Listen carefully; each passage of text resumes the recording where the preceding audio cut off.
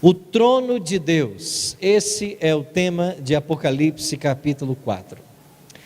Quando falamos sobre trono, e essa expressão vai ser usada várias vezes no Novo Testamento e principalmente no Apocalipse, a ideia que vem à nossa mente é a ideia de um rei, de um reino, de um governo.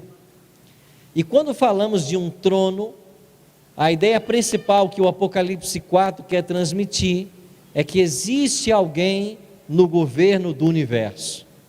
Essa pergunta tem sido, ou esta afirmação tem sido questionada por muitos, porque ao olharmos para a história do nosso planeta, alguns se perguntam assim: de fato existe alguém no comando? Quando na Primeira Guerra Mundial, de 1914 a 1918, 19 milhões de vidas foram ceifadas, há alguém no comando? Quando olhamos para a Segunda Guerra Mundial, em 1939 a 44, 45, 83 milhões de vidas ceifadas, tem alguém no controle? O que dizer da maior tsunami que nós temos registro na história, quando apenas na Indonésia 226 mil pessoas foram mortas? Sabe o que é isso? A cidade que eu moro, Jacareí, deve ter isso de habitantes. E de um dia para a noite, uma onda do oceano destruir toda uma cidade. Existe alguém no controle das forças naturais? Quando a doença bate a família, quando você se vê numa situação que parece que o seu chão desaparece, tem alguém no controle? Quando você tem perguntas para as quais nunca encontra resposta, tem alguém no controle? Pois é esse o tema do capítulo 4 de Apocalipse. E nós vamos aprender hoje que há alguém no controle. Comece lendo comigo o verso 1. Apocalipse 4, verso 1. Depois dessas coisas olhei, e eis não somente uma porta aberta no céu, como também a primeira voz que ouvi, como de trombeta, ao falar comigo, dizendo: sobe para aqui e te mostrarei o que deve acontecer depois destas coisas. João recebeu um convite. Ele deveria entrar por uma porta que ele viu aberta no céu. Que porta é esta que João viu? Nós entendemos de que Deus, ele mora no santuário. E esta porta aberta no céu é uma porta do santuário. E ele foi convidado a entrar na presença de Deus no santuário celestial.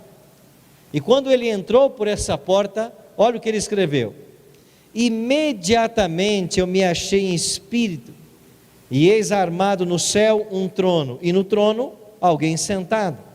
E esse que se acha sentado no trono é semelhante a aspecto à pedra de jaspe e de sardônia, e ao redor do trono há um arco-íris, semelhante no aspecto a esmeralda. A gente chama isso de antropoformismo. O que é isso?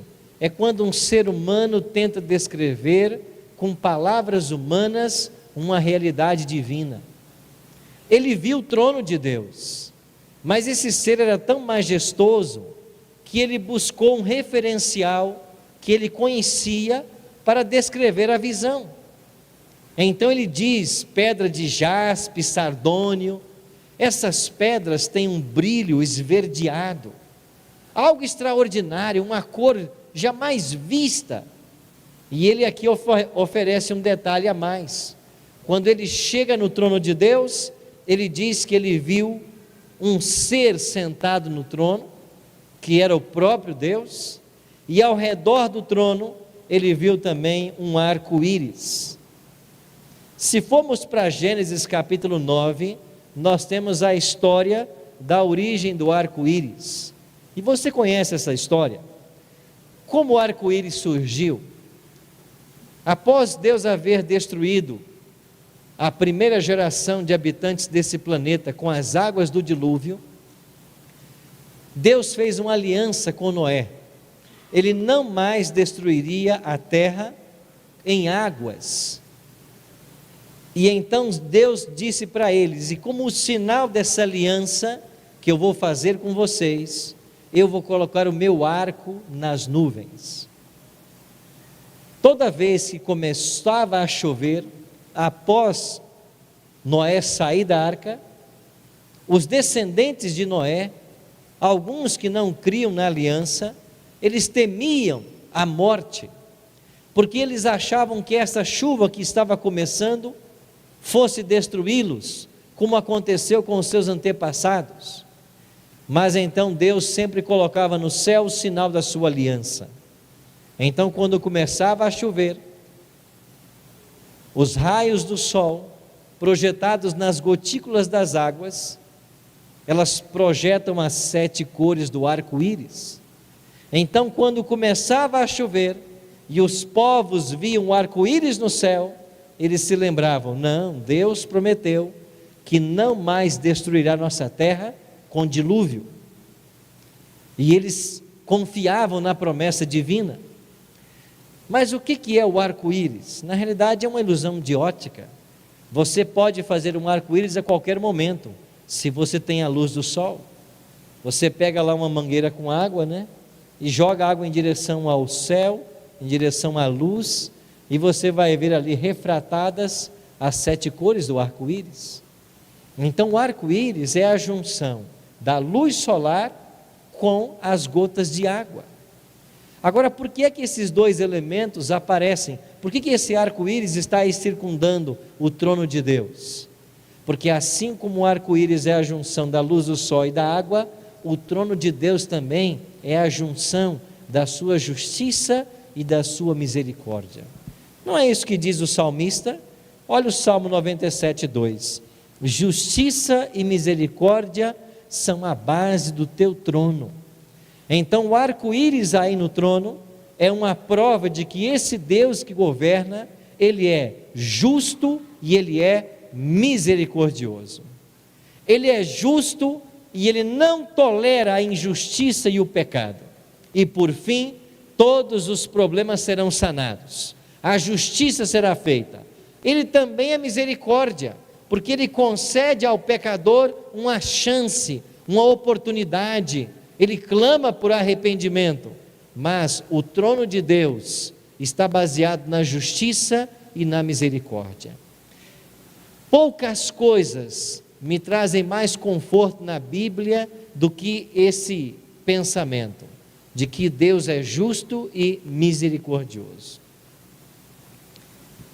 Deus é justo. Nenhuma injustiça passa despercebida aos seus olhos.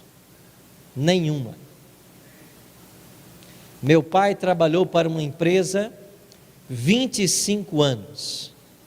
E depois de 25 anos de serviço, a empresa o demitiu sem R$1 de nenhum dos seus direitos trabalhistas. E ele lutou na justiça contra esses patrões, junto com dezenas de outros empregados, até recorrer às instâncias possíveis. E ele nunca viu R$1 do dinheiro que ele deveria ter direito. Isso não é justo? Mas aqui na terra, você não tem justiça. Agora, no trono de Deus e no juízo divino, a justiça vai acontecer.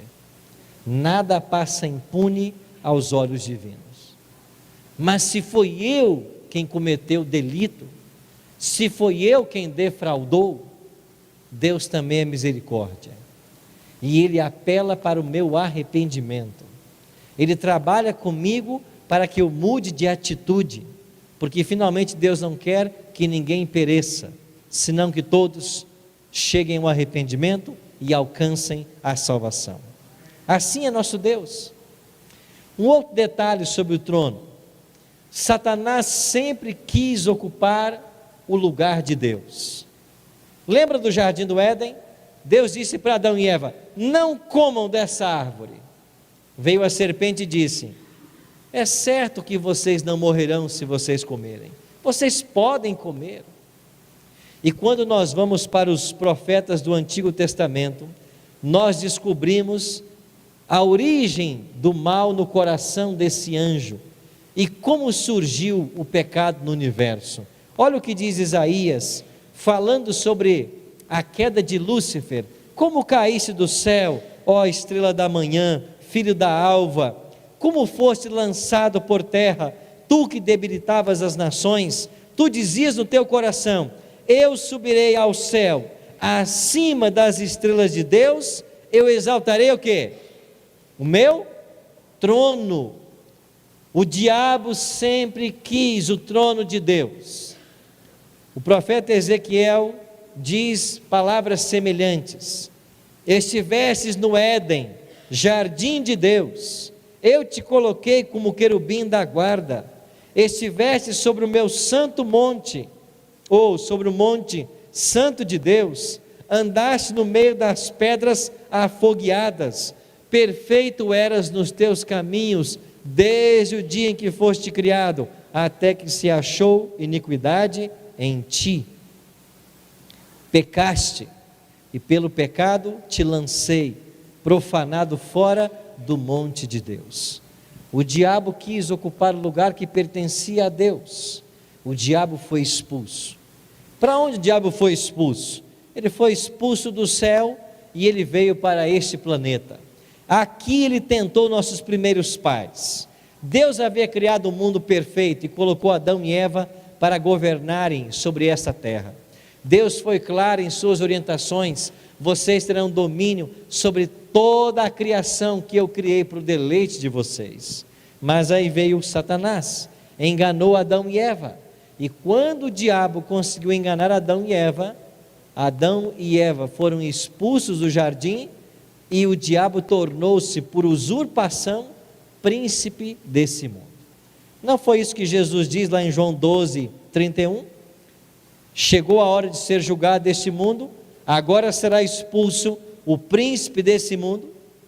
Por que é que Cristo está chamando o diabo de príncipe desse mundo? Porque por usurpação ele ocupou o lugar que Deus dera para Adão, e ele agora exerce o seu poder e sua influência sobre esse planeta. Então, quando você vê coisas ruins acontecendo, nunca diga que é Deus. Deus não provoca o mal, mas o diabo está agindo na terra para trazer desgraça e miséria aos seus habitantes. É por isso que no Apocalipse nós temos a clara promessa divina de que essa autoridade será tirada das mãos de Satanás e o Éden será devolvido à família humana. Versículo 4 diz: ao redor do trono existem também 24 tronos, e assentados neles 24 anciãos, vestidos de branco, em cujas cabeças estão coroas de ouro. Interessante que João está vendo o trono de Deus. Deus está sentado.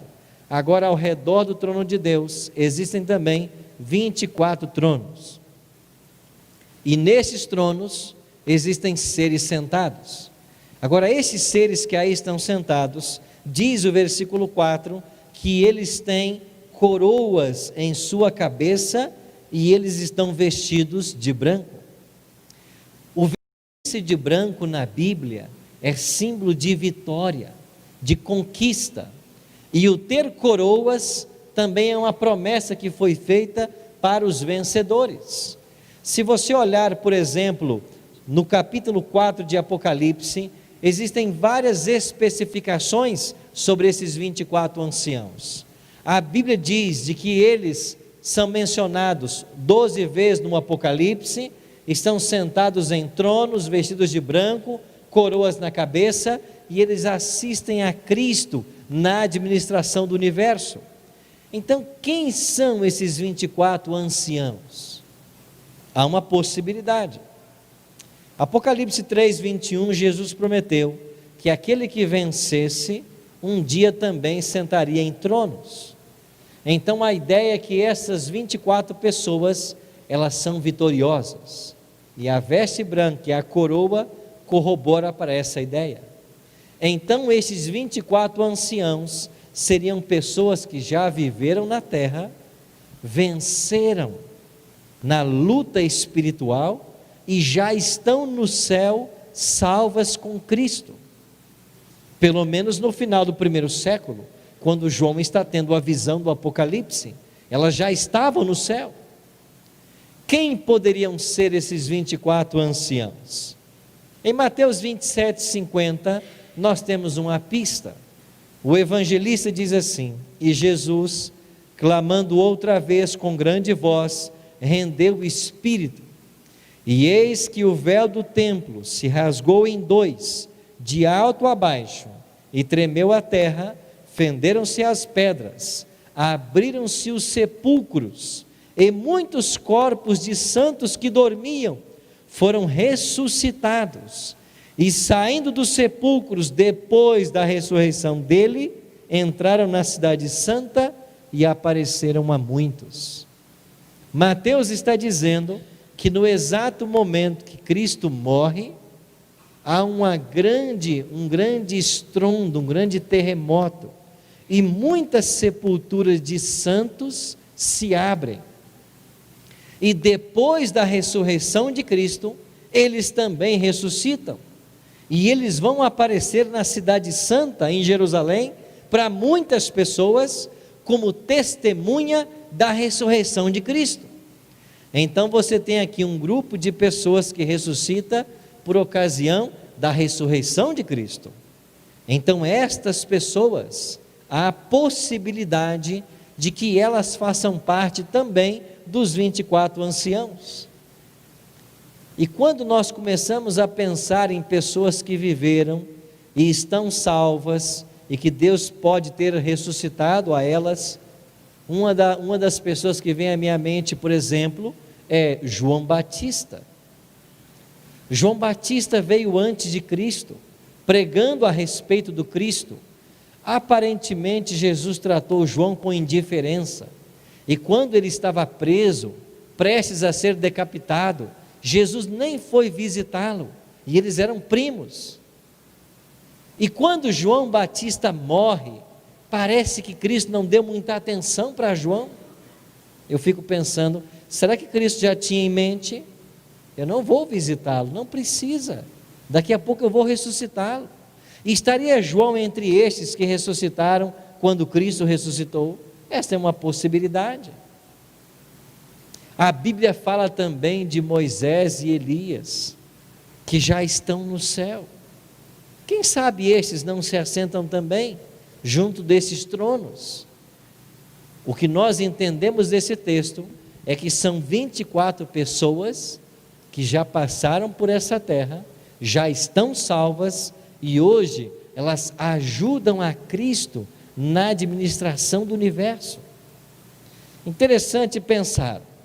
Agora olha o verso 5. Do trono saem relâmpagos, vozes e trovões, e diante do trono ardem 7 tochas de fogo, que são os 7 Espíritos de Deus. Estas 7 tochas é uma clara ilustração do Espírito Santo. E muitos perguntam para nós a respeito do trono do Espírito Santo, porque o Apocalipse fala do trono do Pai, do trono do Cordeiro, mas nenhuma referência faz ao trono do Espírito. Mas há várias referências no Apocalipse sobre o Espírito Santo.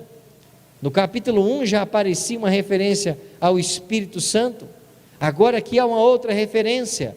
Agora, por que é que não há um trono em Apocalipse para o Espírito Santo? A resposta que eu encontro é que você tem cada pessoa da Trindade atuando numa época específica da história. No Antigo Testamento, você tem Deus atuando para criar o nosso planeta através de Cristo, trazer a vida à existência e conduzir seu povo. Depois Deus o Filho, ele vem à terra, ele se encarna e por 33 anos ele mora entre os homens. E quando Cristo foi assunto aos céus, ele envia o Espírito, e é o Espírito que está conosco. Então você não tem um trono no Apocalipse para o Espírito, porque ele não está no céu, ele está conosco na terra. E o próprio Cristo, quando disse sobre a sua vinda, ele diria que ele viria à destra do Pai, ou seja, o Filho e o Pai virão na volta de Cristo, mas o Espírito já está conosco, é por isso que ele não vem. Então o Espírito Santo é o Deus que está conosco e vai estar em todos os dias, até que os séculos se consumem.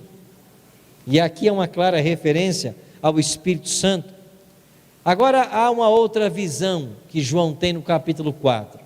Ele também vê 4 seres viventes. Olha o que diz o verso 6. Há diante do trono um como que um mar de vidro, semelhante ao cristal, e também no meio do trono e à volta do trono 4 seres viventes, cheios de olhos, por diante e por detrás. Além dos 24 anciãos, João viu 4 seres viventes. Quem são esses seres viventes? O primeiro ser, diz João, é semelhante a um leão. O segundo, semelhante ao novilho. O terceiro tem rosto como de homem. O quarto ser vivente é semelhante à águia quando está voando.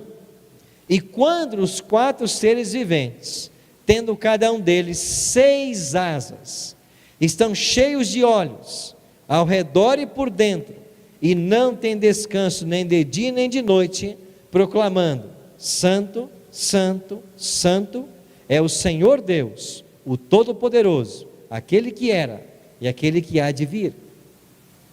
Os 4 seres viventes, eles possuem 6 asas. E aqui é uma pista para nós sabermos quem são, porque um outro profeta já havia visto esta mesma visão, foi Ezequiel.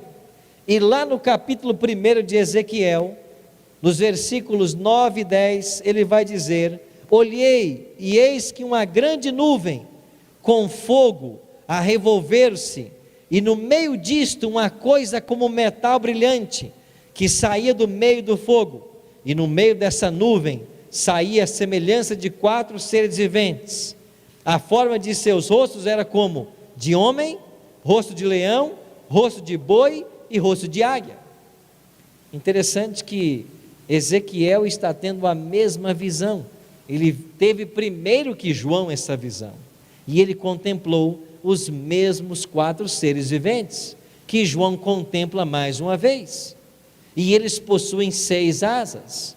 Bom, isso nos indica de que esses seres são criaturas de Deus, eles pertencem à categoria dos serafins, e esses serafins, eles também estão dioturnamente ao redor do trono, proclamando a sua santidade.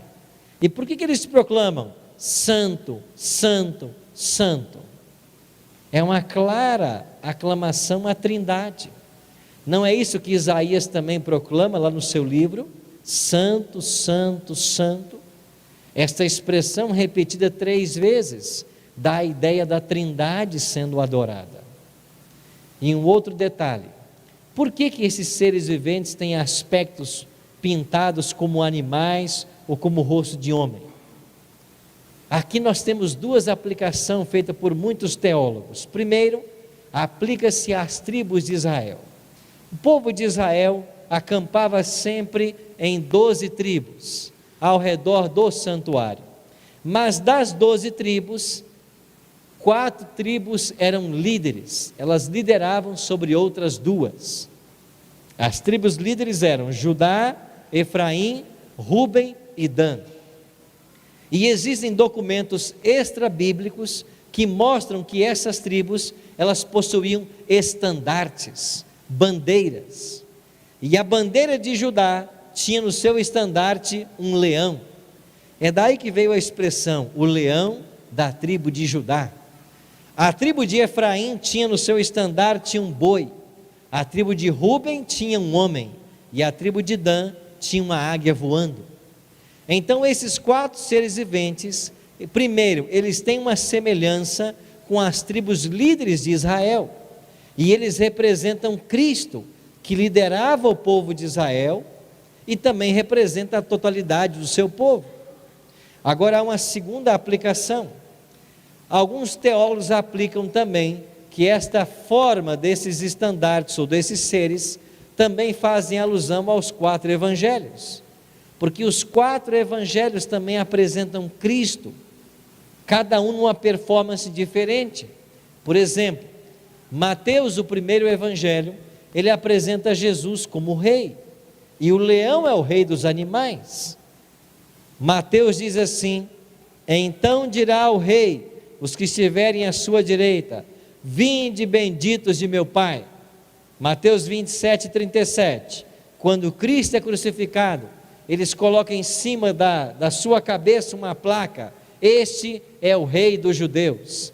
A ênfase de Mateus é dizer que Jesus é rei. Já quando vamos para o evangelho de Marcos, a ênfase que Jesus é servo, e o boi na Bíblia é símbolo de serviço. Marcos diz: e ele, sentando-se, chamou os 12 e lhes disse: se alguém quer ser o primeiro, será o derradeiro e servo de todos. A ênfase de Marcos é que Cristo é o servo. Se você for para Lucas, a ênfase é que Jesus é o Filho do homem. Lucas enfatiza a humanidade de Cristo. No capítulo 4 diz que durante 40 dias ele foi tentado pelo diabo. Naqueles dias ele não comeu coisa alguma, e quando terminou os dias, ele teve fome. A humanidade de Cristo, ela é exaltada em Lucas. E quando chegamos em João, João destaca a divindade de Cristo. E a águia na Bíblia, com a sua potente visão, também simboliza a onisciência. E então João apresenta Cristo como Deus. No princípio era o Verbo estava com Deus, e o Verbo era Deus. E em João 10:30 Jesus disse: eu e o Pai somos um. Uma declaração clara da sua identidade. Ou seja, tudo que Deus é, o Pai, o Filho é. Assim, esses 4 seres viventes são seres reais, criados por Deus, de uma casta de anjos, serafins, e eles também representam as tribos líderes em Israel e os aspectos da messianidade de Cristo, conforme pintada nos 4 evangelhos. Mas o que mais chama a nossa atenção no capítulo 4 é que tanto os 4 seres viventes quanto os 24 anciãos, eles estão envolvidos em uma cena litúrgica. João contempla uma adoração no santuário. E o que é que eles estão louvando? Verso 9 em diante diz assim: quando esses seres viventes derem glória e honra e ações de graça ao que se encontra sentado no trono e ao que vive pelos séculos dos séculos, os 24 anciãos prostrar-se-ão diante daquele que se encontra sentado no trono, adorarão o que vive pelos séculos dos séculos e depositarão as suas coroas diante do trono, proclamando: tu és digno, Senhor e Deus nosso, de receber a glória, a honra e o poder, porque todas as coisas tu criaste, sim, por causa da tua vontade, vieram a existir e foram criadas. Por que é que todos os seres no céu estão adorando a Deus? O motivo aqui é claro: porque tu criaste todas as coisas, por tua vontade elas foram criadas, vieram a existir. No capítulo 4, Deus é louvado porque Ele é o Criador. Agora, esse Criador, louvado no capítulo 4, é o mesmo que morre por nós no Calvário. E quando chegamos ao capítulo 5, Jesus é louvado, não pela criação, mas agora por sua morte. Ele é o único ser no universo capaz de abrir o livro selado com 7 selos. E quando João chorava em desespero, porque ninguém podia abrir o livro, a mensagem do céu foi clara: não chores, o cordeiro foi morto, e porque ele foi morto, ele pode abrir o livro, ele é digno. Então no capítulo 4, Deus é louvado porque é criador.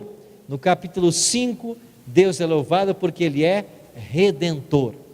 Estes são os 2 motivos da aclamação celestial, por causa desses seres, por parte desses seres celestiais.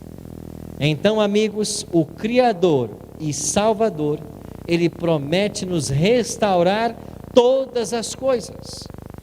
E esses 4 seres viventes, e esses 24 anciãos, eles estão ao redor do trono, eles observam Deus governando, porque Deus está conduzindo a história na direção de um final feliz.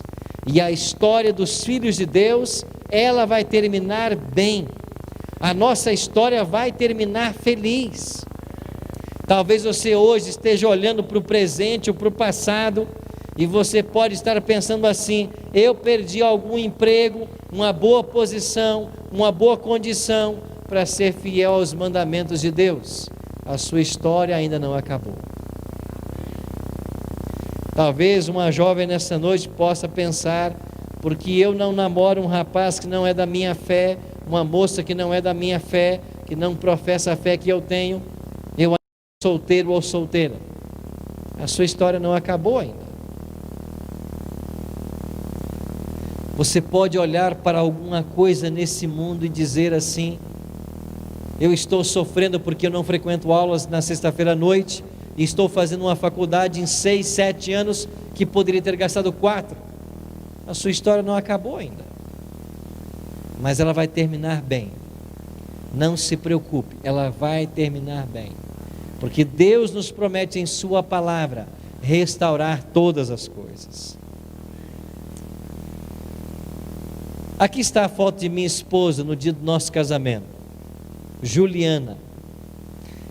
Você se lembra que os maias disseram que o mundo acabaria no dia 21 de dezembro de 2012? Pois é, o mundo não acabou, eu casei dia 26. Aí estão meus pais, José e Adelaide, no dia do meu casamento. Ele 81, ela 80. De casamento, 51 anos. Foi uma ocasião muito especial. O livro que vocês terão acesso no final, eu dediquei a meus pais. E quando no ano passado eu cheguei em casa com esse livro, lá em Vitória, no Espírito Santo, e eu entreguei para meu pai, eu disse: pai, eu queria que o senhor lesse esse livro, principalmente a dedicatória, porque eu dediquei ele para o senhor e para a mãe. E eu fotografei o exato momento que ele começou a ler a dedicatória. 81 anos, lê perfeitamente sem óculos. E depois que ele leu a dedicatória, ele se levantou, ele me deu um forte abraço e começou a chorar. Eu disse: pai, isso é o mínimo que eu podia fazer pelo senhor e pela mãe, porque tudo que eu tenho ou sou, eu devo a vocês. E sabe que eu me lembro quando tinha 5 para 6 anos de idade, eu acordei muitas madrugadas lá em casa com barulho de panelas na cozinha. Sabe o que era? Minha mãe preparando uma marmita para meu pai. E antes que o sol nascesse, meu pai já saía para trabalhar. E ele só voltava posto o sol. E foi assim, trabalhando de sol a sol, que meu pai criou os 9 filhos. Minha mãe, quando eu abraço minha mãe, ela bate exatamente no meu queixo. Ela nem cresceu de tanto que trabalhou na vida. Minha mãe criou 9 filhos. Teve os 9 em casa, parto normal. E essa minha mãe cuidava dos filhos, cozinhava, lavava, passava, e houve uma época que encontrou tempo para lavar roupa para fora. E eu me lembro quando pequeno, eu via minha mãe lavando roupas debaixo de um escaldante sol, e eu como criança pensava assim: quando eu crescer, eu vou fazer uma cobertura de Eternite e vou colocar minha mãe na sombra. Olha a ideia de criança, né? Em vez de tirar a mãe do trabalho, vai fazer uma cobertura para a mãe. Minha mãe trabalhou a vida inteira, e eu disse: pai, era o mínimo que eu podia fazer por vocês. Eu disse: pai, o senhor sabe que minha esposa está grávida? E aqui está uma foto dela embaraçada, né? Como dizem os hispanos, embaraçada, grávida. Minha esposa tomou anticoncepcional 6 meses. Eu disse: pode suspender, eu quero ser pai. No 7º mês ela engravidou. Aí está ela grávida. Eu disse: pai, o senhor sabe que minha esposa está grávida? E quando foi no dia 7 de abril, olha quem chegou: Rafael. Ele vai fazer amanhã 1 ano e 5 meses. Eu disse: pai, o meu filho vai nascer em abril. Quando for em maio, eu quero reunir os avós em São Paulo. Eu quero dedicar meu filho a Deus. E eu era o único filho que não havia dado neto para meu pai. Meu pai já tinha 23. Mas eu não havia dado um neto para meu pai. Só faltava eu, dos 9 filhos. Pois o meu vai nascer e eu quero que o senhor vá para São Paulo. Nós vamos fazer um almoço, dedicá-lo a Deus. E ele: está bem, vou fazer planos com sua mãe e nós vamos então em maio para São Paulo. Meu filho nasceria em abril, em maio eles iriam. Mas eu estava no Rio de Janeiro, pronto para pregar numa igreja, quando o meu celular tocou. O meu cunhado dizia assim: Arilton, venha para Vitória com urgência. E eu fui. E quando eu cheguei em Vitória, esse foi o quadro que eu encontrei. Meu pai já estava inconsciente, entubado, num leito de um hospital. Ele contraiu uma pneumonia, e com 2 dias, meu pai estava sem esperança de vida. Por 4 dias, eu levei minha mãe até o hospital para visitá-lo. Minha mãe se aproximava dele, perto do seu ouvido, e clamava assim: José, José, acorda. E meu pai inconsciente. Ela pegava um lençol, cobria meu pai, o ar-condicionado muito frio no quarto. O médico vinha e dizia para nós assim: teu pai não volta para casa. Não há esperança para ele. E quando o médico saía, eu me aproximava de minha mãe, que não ouve muito bem, e perguntava: mãe, a senhora entendeu o que o médico falou? O pai não volta para casa.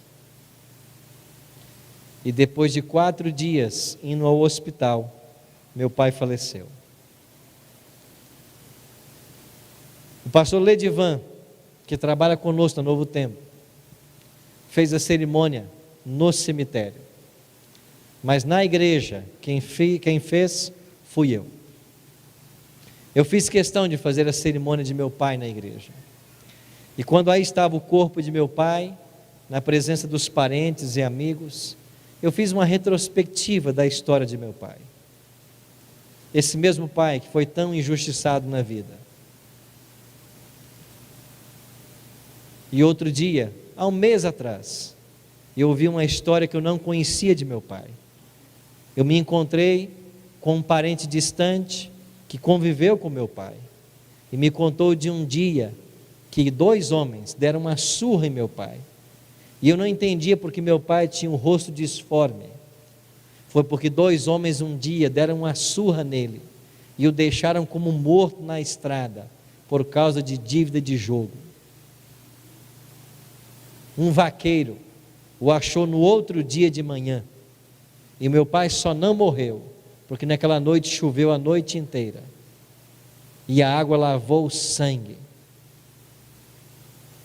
E meu pai foi salvo da morte. Mas por 60 anos, meu pai não quis saber de Deus. E um dia eu cheguei em casa e eu encontrei meu pai chorando, pela primeira vez. E ele estava chorando porque o pai dele havia morrido. E quando ele perdeu o pai dele, foi a primeira oportunidade que eu tive de falar da volta de Cristo e da ressurreição dos mortos para meu pai. Uma semente foi plantada. Meu pai se interessou em conhecer mais a palavra de Deus e ele tomou sua decisão. E ele foi batizado. E há 20 anos ele servia a Cristo nessa igreja. Eu contei essa história no dia do sepultamento. Eu disse para todos que ali estavam: Deus foi bondoso com meu pai, o esperou 60 anos. No ano passado, eu realizei a Semana Santa em São Paulo, e no sábado à noite, mais ou menos esse horário, 21 horas, nós batizamos um senhor. Sábado à noite, 21 horas. E quando foi no domingo, às 11 da manhã, o pastor da igreja me ligou, dizendo que esse irmão havia sofrido um infarto. Ele não sabia, mas ele tinha 14 horas de vida. Mas antes das 14 horas terminarem, ele tomou a maior decisão da vida dele. Ele aceitou a Cristo como Salvador e ele foi batizado. Foi muito difícil apresentar meu filho no mês de maio sem a presença de meu pai. Meu pai não conheceu meu filho, mas eu hoje estou preparando o Rafael para o céu, e um dia ele vai conhecer o avô dele. Meu pai teve 60 anos de oportunidade. Deus esperou. Esse senhor do ano passado tinha 14 horas e ele fez a escolha certa. A pergunta para você nessa noite é: quanto tempo você tem?